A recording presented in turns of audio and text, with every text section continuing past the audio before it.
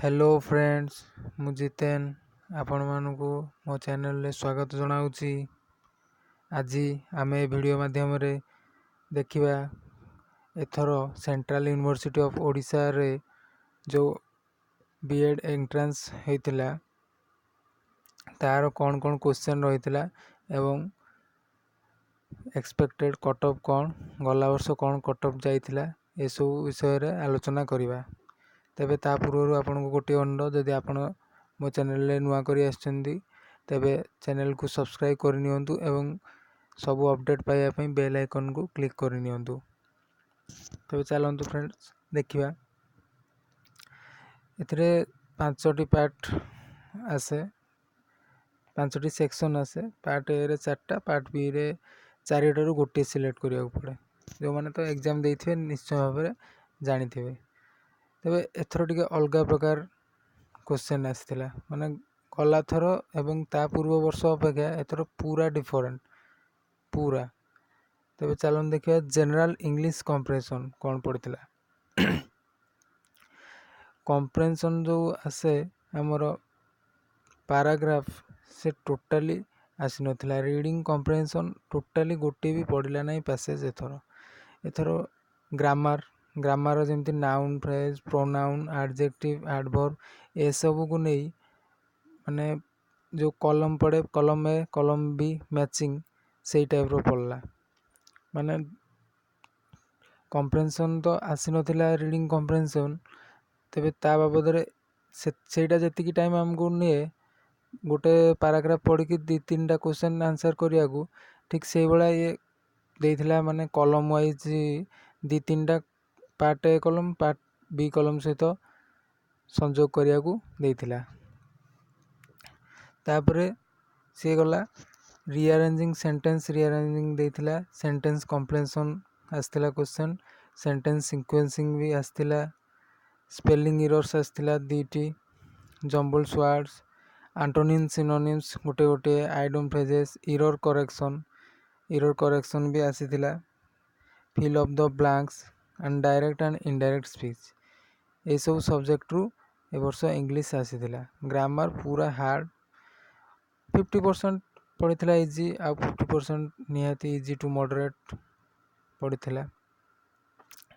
ए सब इंग्लिश विषय रे हम देखिले। देन देखिया लॉजिकल एंड एनालिटिकल रीजनिंग मध्य ए वर्ष टिके हार्ड पकईथिला गला वर्ष अपेक्षा। हार्ड कहले कौन, अल्फाबेट एनालॉजी क्लासिफिकेशन ए सब तो आसीथिला, सीरीज भी आसीथिला, कोडिंग डिकोडिंग भी।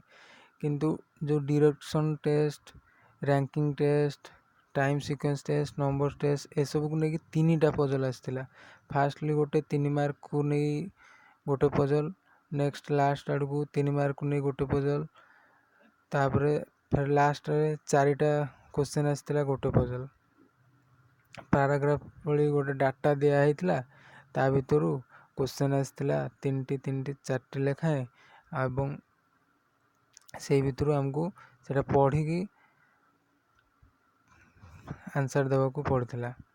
देन ब्लड रिलेशन भी आसीथिला, लॉजिकल वेन डायग्राम और सिलोजिज्म भितरे गोटे गोटे आसीथिला, ठीक से मन पड़ुनी। और मैथमेटिकल ऑपरेशन भी आसीथिला। ए सब रहिला हमर रीजनिंग। बेसी सब्जेक्ट आसी नथिला, किंतु जो गुडा के आसीथिला टिके ट्रिकी आसीथिला। हल्का 5टा 7टा बळिया इजी भी आसीथिला। तबे जहाँ भी हो भलो क्वेश्चन आसीथिला एथरो।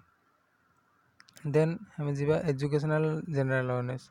एटा तो मु आगुरु भी कहितली, या ऊपर किसी गारंटी नहीं कोड क्वेश्चन आसीबो, तथापि एथरो टिके इजी आसीथिला। टीचिंग जो एटीट्यूड हमर रहिछि ता भितरु गोटे 2टी क्वेश्चन एजुकेशनल अवेयरनेस हिसाब रे पड़ी जाइथिला। एवं इंडियन हिस्ट्री जोटा कि एजुकेशनल रिलेशन थिबा बहुत पड़थिला, 10टी भलिया।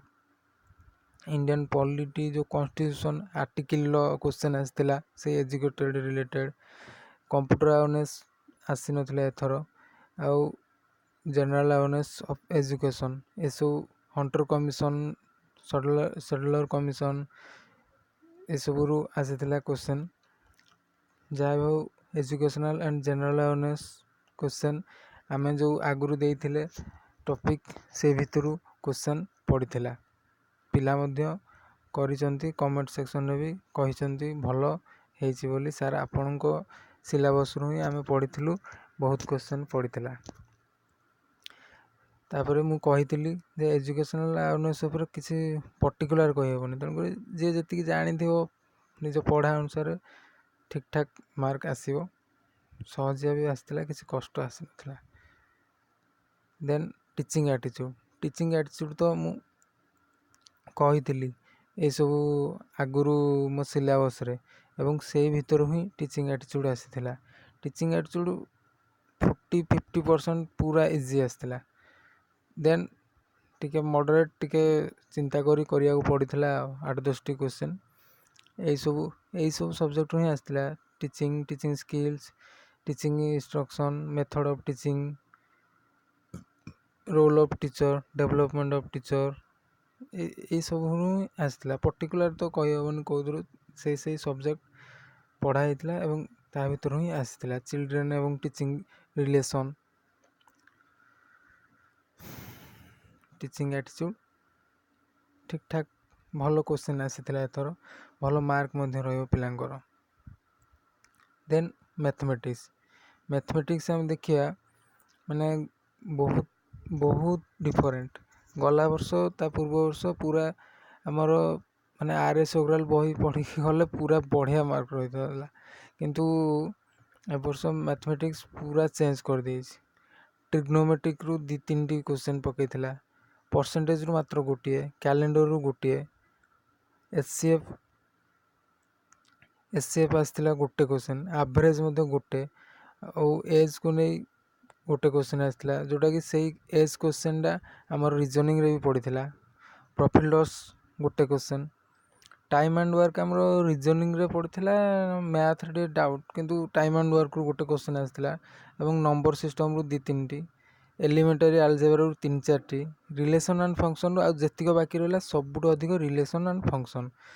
ତେଣୁକରି ଯେଉଁମାନେ ପଢ଼ିଥିବେ ଠିକ୍ ଠାକ୍ ଟିକେ ଏକ୍ସଟ୍ରା, ସେମାନଙ୍କର ମ୍ୟାଥରେ ଟିକେ ଭଲ ମାର୍କ ରହିବ।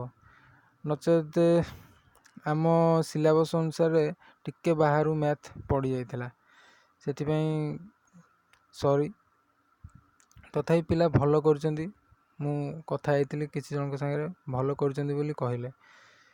ଯାହା ବି ହେଉ, ଏହା ଥିଲା ଏ ବର୍ଷ କ୍ୱେଶ୍ଚନ୍ର ଆନାଲିସିସ୍। ଆପଣମାନେ ଯେଉଁ ଆନ୍ସର୍ ଦେଇଥିବେ ନିହାତି ଆପଣଙ୍କୁ ଲାଗୁଥିବ କେତୋଟି ଠିକ୍ ହେବ, କେତୋଟି ଭୁଲ ହେବ।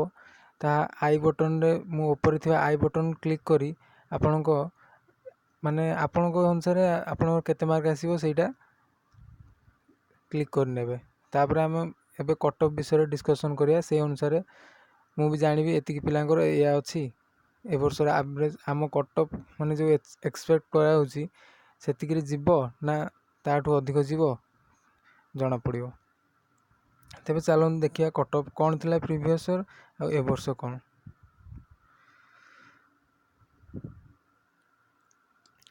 ଦେଖନ୍ତୁ, ପ୍ରଥମେ ଦେଖିବା 2018ର ଆର୍ଟ୍ସ। 2018 ଆର୍ଟ୍ସରେ ଅନରିଜର୍ଭ ଥିଲା 52 ମାର୍କ, OBCଙ୍କ ପାଇଁ 48 ଯାଇଥିଲା କଟ୍ ଅଫ୍, SC 45, ST 46। 2019ରେ ସେଟା ପ୍ରାୟ ମୋତେ ଆଶା କରାଯାଉଛି, ଯେହେତୁ ଟିକେ ଇଜି କ୍ୱେଶ୍ଚନ୍ କିଛିଟା ଥିଲା, ଅନରିଜର୍ଭ 54-57 ଯିବ। କଟ୍ ଅଫ୍ ନିହାତି ଟିକେ ବଢ଼ିବ ଏ ବର୍ଷ। OBC 49ରୁ 53 ଭିତରେ ରହିବ, SCଙ୍କ ପାଇଁ ସେଇଭଳି 47ରୁ 50 ଭିତରେ, ଏବଂ STଙ୍କ ପାଇଁ 48ରୁ 50 ଭିତରେ। ଦେନ୍ 2017ର ସାଇନ୍ସ ଦେଖିବା। 2017ରେ ସାଇନ୍ସ ଥିଲା 58 ଏବଂ OBC ଥିଲା 56, SC ଥିଲା 50, ST ଥିଲା 49। 2018ରେ ଟିକେ ଏପଟ ସେପଟ ହେଲା, କମିଗଲା, ବହୁତ ହାର୍ଡ଼ କ୍ୱେଶ୍ଚନ୍ ବି ଆସିଥିଲା। ତେଣୁକରି URରେ ଥିଲା 57, OBC 54, SC 51, ST 49। 2019ରେ କିନ୍ତୁ ସେଇଟା ବଢ଼ିଯିବ, ନିହାତି ଅନରିଜର୍ଭ 58ରୁ 61, OBC 56ରୁ 59 ଭିତରେ ରହିବ, SCଙ୍କ ପାଇଁ 51ରୁ 54 ଏବଂ STଙ୍କ ପାଇଁ 50ରୁ 53। ଏଇ ପାଖାପାଖି କଟ୍ ଅଫ୍ ରହିବ। ପିଲା ବି ଅଧିକ ପକେଇଛନ୍ତି, ଗଲା ବର୍ଷ ଅପେକ୍ଷା ଅଧିକ ପକାଇ ନାହାନ୍ତି। ତାପରେ ସହଜିଆ ଟିକେ କୋଶ୍ଚିନ୍ ଥିଲା, ସେଇଥିପାଇଁ ମୁଁ ଆଶା କରୁଛି ଏଇଆ ହିଁ କଟ୍ ଅଫ୍ ଯିବ। ଏବଂ ଆପଣମାନେ କେତେ ମାର୍କ ଆଶା କରୁଛନ୍ତି ଆପଣଙ୍କର ଏକ୍ସପେକ୍ଟେଡ଼, ସେଇଟା ମୋତେ ଆଇ ବଟନ୍ରେ କ୍ଲିକ୍ କରି ଜଣେଇବେ। Thanks for watching my video. ମୁଁ ଭଗବାନଙ୍କ ପାଖରେ ପ୍ରାର୍ଥନା କରୁଛି ଆପଣଙ୍କର ସିଲେକ୍ଟ ହେଇଯାଉ। ଭଲ ତ ନିହାତି ଏକ୍ଜାମ୍ ହେଇଥିବ। ରେଜଲ୍ଟ ଆସିଯିବ 8 ତାରିଖ। CUର ନୋଟିସ୍ ଅଛି 8 ତାରିଖ। ତେଣୁକରି ରେଜଲ୍ଟର ଭିଡ଼ିଓ ଦେଖିବା ପାଇଁ ନିଶ୍ଚିନ୍ତ ଦେଖିବେ, ଅପେକ୍ଷା କରିଥିବେ। ମୁଁ ନିଶ୍ଚିନ୍ତ ଆପଣଙ୍କ ପାଇଁ ଭିଡ଼ିଓଟି ଆଣି ପହଞ୍ଚେଇବି। Thanks for watching this video. Thank you.